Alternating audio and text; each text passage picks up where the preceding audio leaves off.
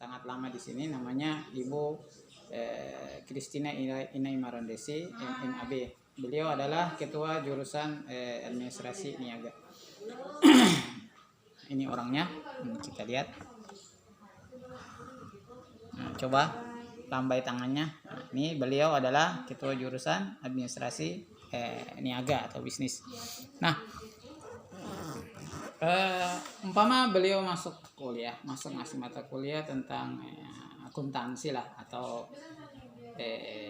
hal-hal yang mata kuliah yang masuk dalam ruang lingkup administrasi bisnis. Kemudian adik-adik mendapatkan pengetahuan baru dari beliau. Nah, ketika adik-adik pulang ke rumah, sebelum pulang ke rumah adik-adik diminta untuk memahami dulu materinya.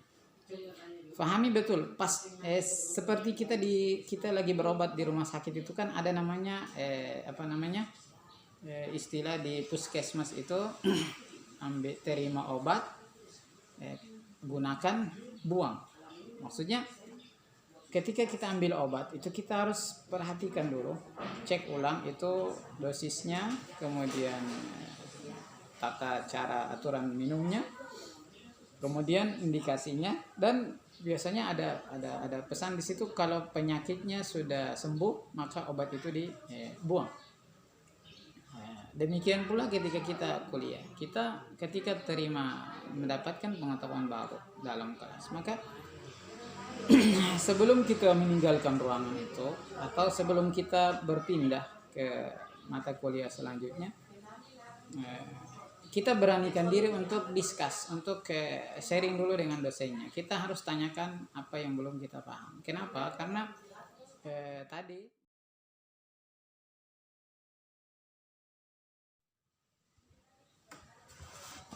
Oke, ketemu lagi dengan saya Ramli Maddoan. Kebetulan saya sekarang berada di ruang administrasi kampus Tiada Ramantual, lantai 2, tepat di depan ruangan kepala Prodi Niaga. Karena hari ini hari Sabtu, fakultatif, tidak ada kegiatan perkuliahan, proses belajar mengajar, sehingga kita mengisi waktu dan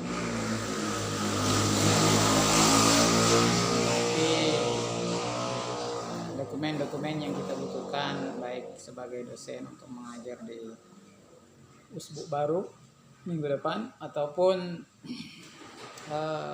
memperbaiki hal-hal yang mungkin kurang di minggu kemarin. Oke, kita sekarang berada di awal tahun. Sebagai kakak yang sebagai abang yang sudah selesai kuliah, saya ingin berbagi pengalaman selama kita kuliah di S1 perguruan tinggi strata 1, dimana kan beberapa hari lagi kita akan masuk tahun ajaran baru. Beberapa saat lagi kita akan masuk tahun ajaran baru, sehingga adik-adik yang sudah mendaftarkan diri di kampus ini sebagai calon mahasiswa perlu untuk memperhatikan beberapa hal yang bersifat teknis maupun pengalaman sebagai seorang mahasiswa. Menjadi seorang mahasiswa adalah sebuah kebanggaan tersendiri bagi seorang anak muda, khususnya pelajar yang baru selesai tamat sekolah menengah atas atau kejuruan. Dan menjadi mahasiswa juga adalah sebuah tantangan terbaru, di mana jika sebelumnya adik-adik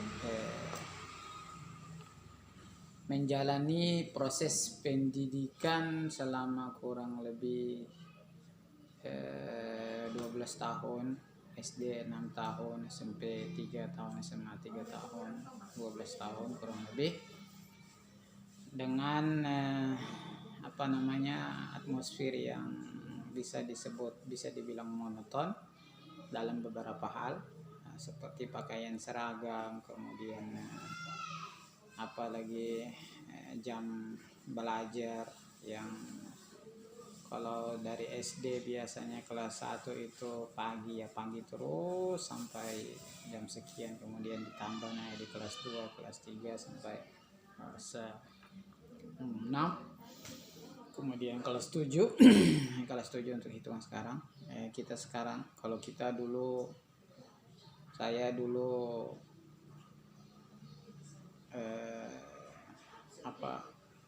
dulu waktu SMP kita tidak kenal kelas 7 ya, kita tahu kelas 1.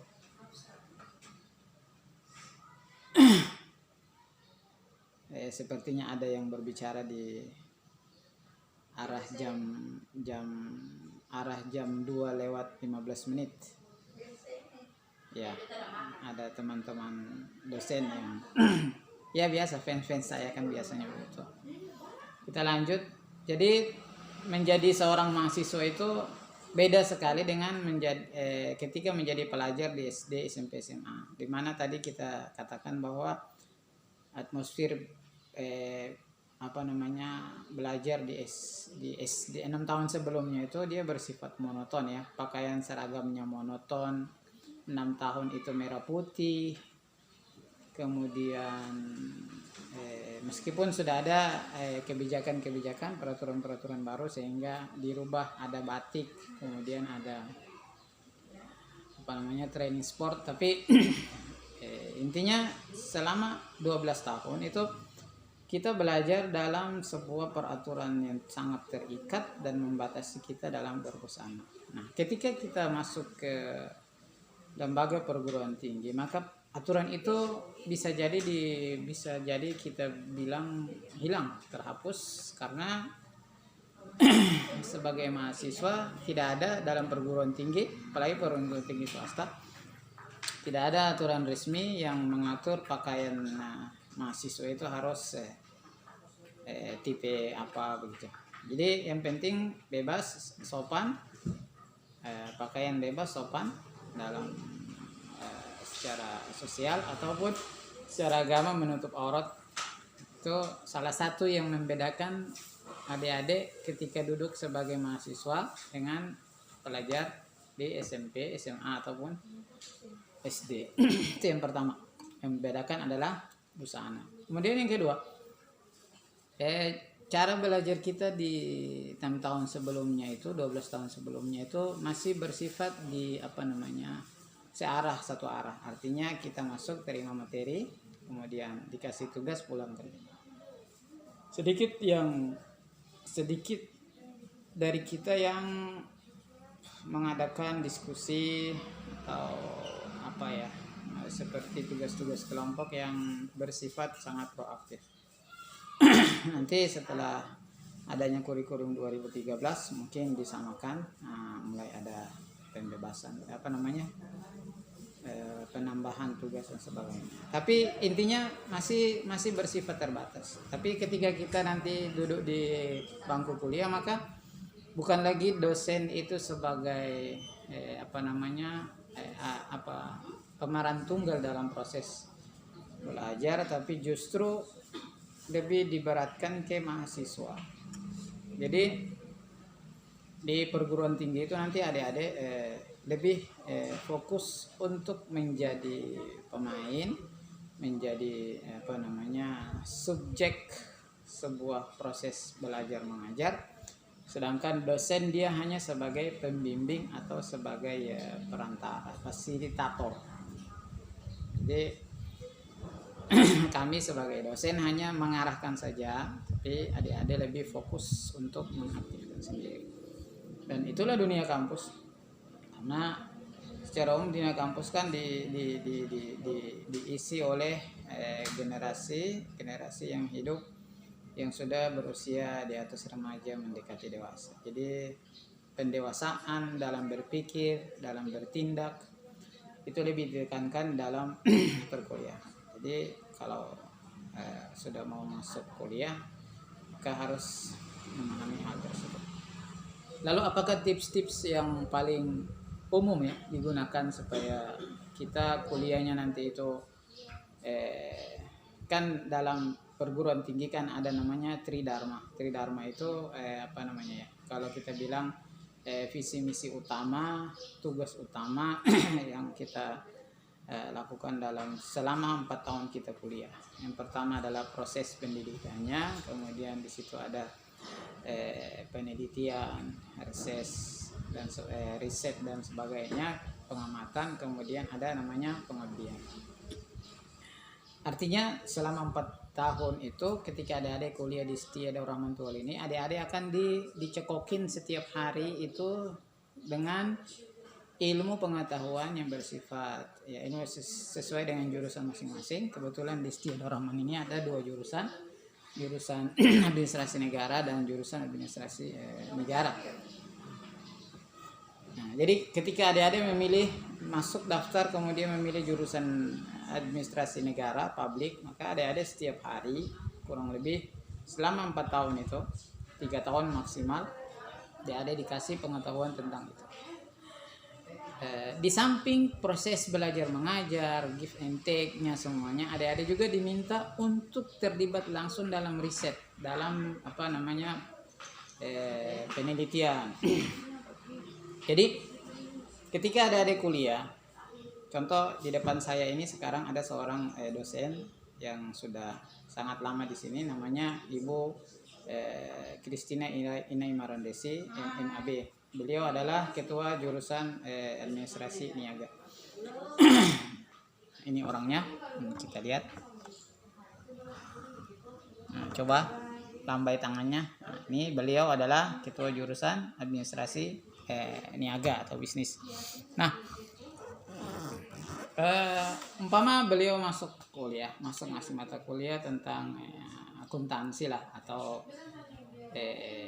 hal-hal yang mata kuliah yang masuk dalam ruang lingkup administrasi bisnis. Kemudian adik-adik mendapatkan pengetahuan baru dari beliau. Nah, ketika adik-adik pulang ke rumah, sebelum pulang ke rumah adik-adik diminta untuk memahami dulu materinya. Pahami betul. Pas seperti kita lagi berobat di rumah sakit itu kan ada namanya istilah di puskesmas itu terima obat, gunakan, buang. Maksudnya ketika kita ambil obat itu kita harus perhatikan dulu, cek ulang itu dosisnya, kemudian tata cara aturan minumnya, kemudian indikasinya, dan biasanya ada pesan di situ kalau penyakitnya sudah sembuh maka obat itu dibuang. Demikian pula ketika kita kuliah, kita ketika mendapatkan pengetahuan baru dalam kelas, maka sebelum kita meninggalkan ruangan itu atau sebelum kita berpindah ke mata kuliah selanjutnya, kita beranikan diri untuk discuss, untuk sharing dulu dengan dosennya. Kita harus tanyakan apa yang belum kita paham. Kenapa? Karena tadi di perguruan tinggi itu sifat proses pembelajarannya adalah proaktif dari mahasiswa sendiri. Jadi dosen itu hanya memberikan arahan, memberikan bimbingan, kemudian mahasiswa mengelola sendiri pengetahuan itu. Bagaimana kita mau mengelola sebuah pengetahuan kalau kita belum paham? Jadi sebelum meninggalkan ruangan, kita sebelum berpindah pastikan bahwa materi itu kita sudah paham. Nah, setelah kita pahami, kita kembali ke rumah, kita kaitkan, kita kolaborasikan antara materi yang kita dapat dengan apa yang terjadi di lingkungan sekitar kita. Contoh tadi, Ibu Yunai menyampaikan materi tentang niaga, ekonomi contohnya, satu teori, bagaimana bunyinya begitu. Kemudian kita kembali ke rumah, kita bawa lalu kita pantau. Apakah ada kesesuaian antara teori yang kita belajar di kelas tadi, di ruang kuliah, dengan problematika masyarakat yang ada. Itu namanya riset atau penelitian.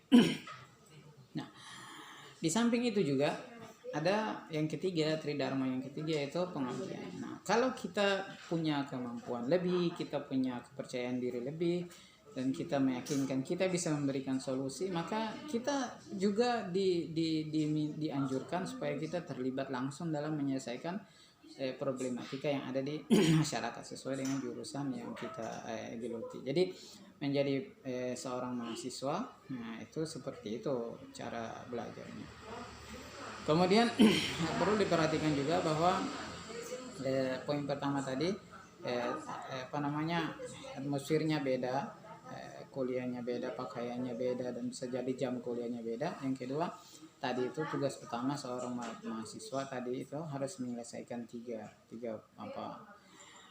tridharma tadi itu.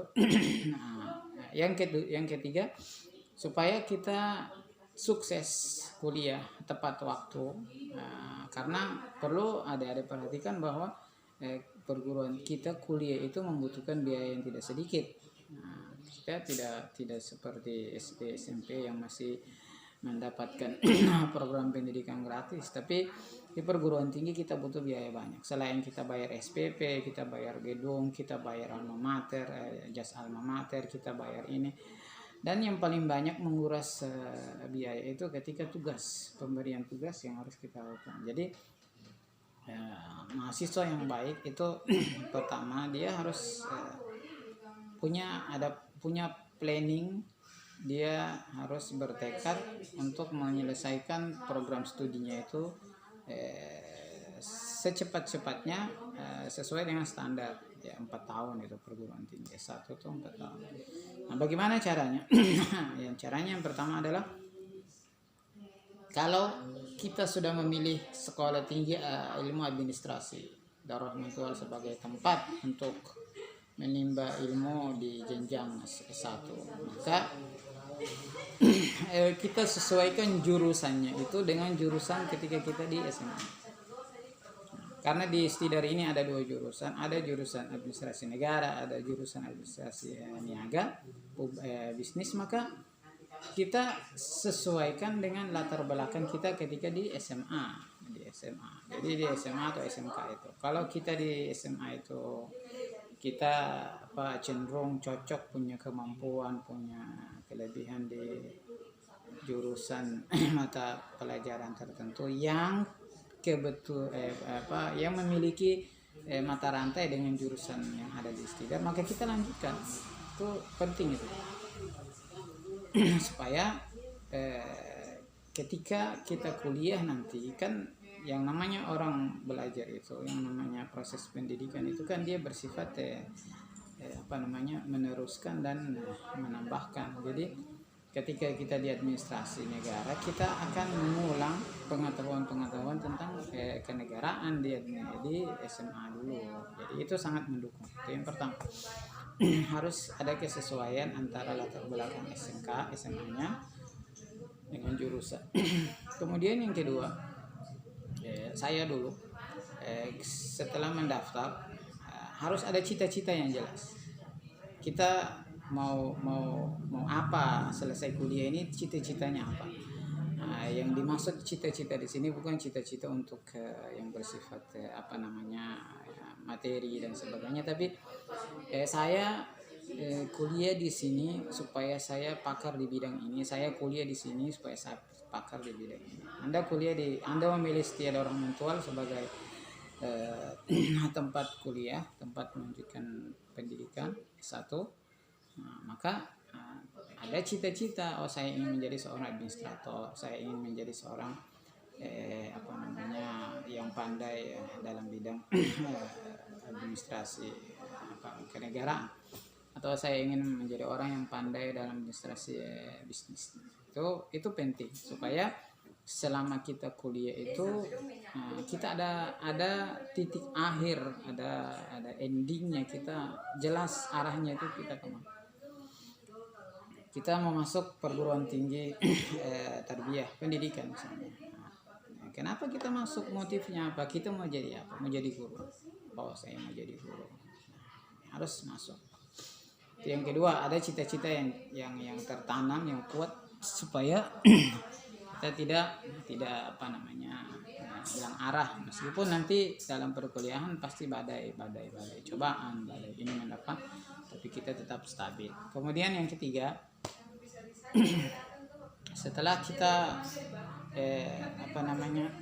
kita bertekad menghabiskan 4 tahun, harus 4 tahun selesai dengan tujuan tadi, kita ingin menjadi pakar A, pakar B, pakar C.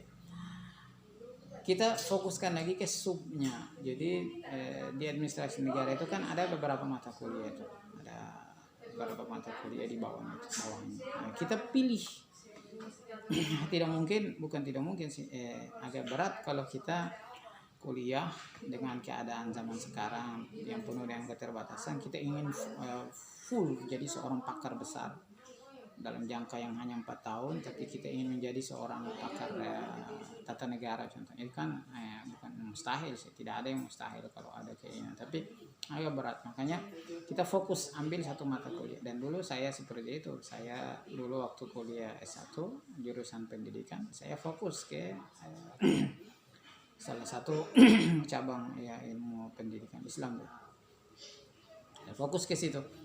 Nah, demikian pula ketika adik-adik kuliah di administrasi Istiadah Rahman Tual ini, adik-adik juga harus fokus melihat kira-kira dari seluruh mata kuliah yang ada, adik-adik nanti mau unggulnya di mana, supaya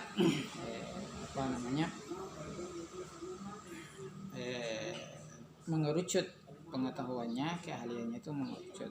Lalu yang selanjutnya setelah mengerucut, umpama kita di administrasi niaga, saya ingin di bagian pakar akuntansi. Nah, yang keempat adalah kita berusaha untuk menjadi pakar, menjadi ahli di bidang itu.